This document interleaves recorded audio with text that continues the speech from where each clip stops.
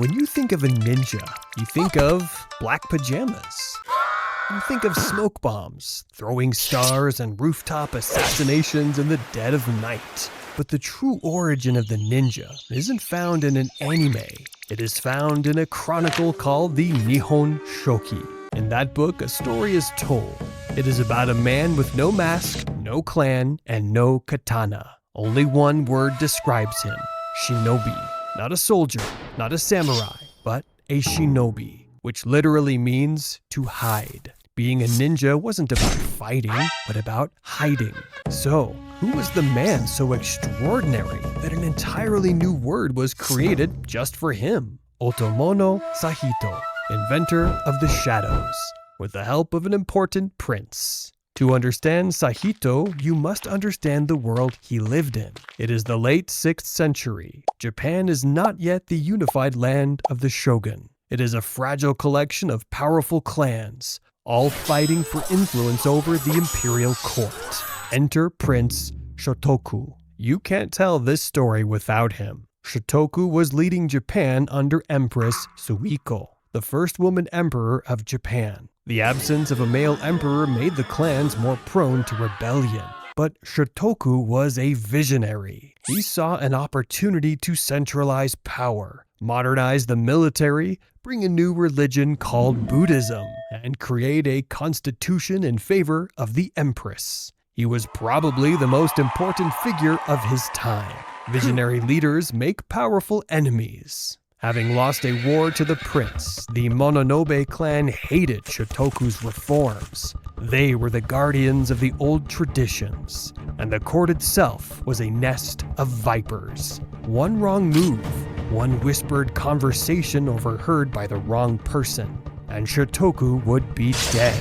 Shotoku didn't need a warrior. He had plenty of guards. He needed something else. He needed eyes. He needed ears. He needed someone who could walk through walls, metaphorically and perhaps literally. This is where Otomono Sahito steps onto the stage of history. Historical records are foggy this far back, but we know Sahito is a loyal retainer to the prince. He wasn't a mercenary, he was a specialist. Sahito's mission was unparalleled in its difficulty. He was tasked with infiltrating the enemy clans who opposed the introduction of the reforms. But he didn't do it by rappelling down walls. He did it through social engineering. He became a ghost in plain sight. One day, he was a farmer selling rice to the guards. The next, a traveling monk reciting sutras. His greatest weapon wasn't a shuriken. It was his memory. Sahito could allegedly memorize entire conversations, floor plans, and troop numbers, then travel dozens of miles back to Prince Shotoku to report. Think about the architecture of the time. Paper walls, creaky wooden floors. To survive, Sahito had to develop the prototype of Shinobi Iruki, stealth walking. He had to breathe so quietly that a sleeping guard wouldn't hear him from 3 feet away.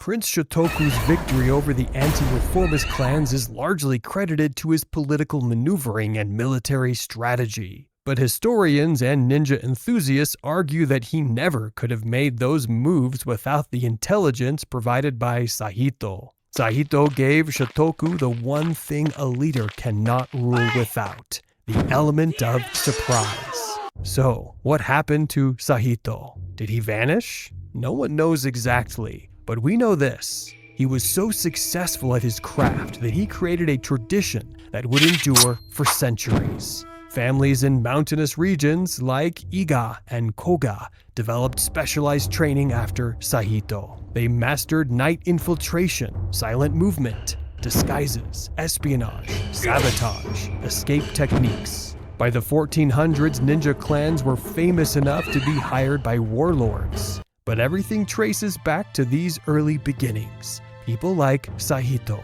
Next time you think of ninjas, remember that the origin wasn't glamorous. It started with a man whose name appears once in an ancient chronicle. A man who walked alone into enemy territory. A man who returned with the information that changed the fate of an empire.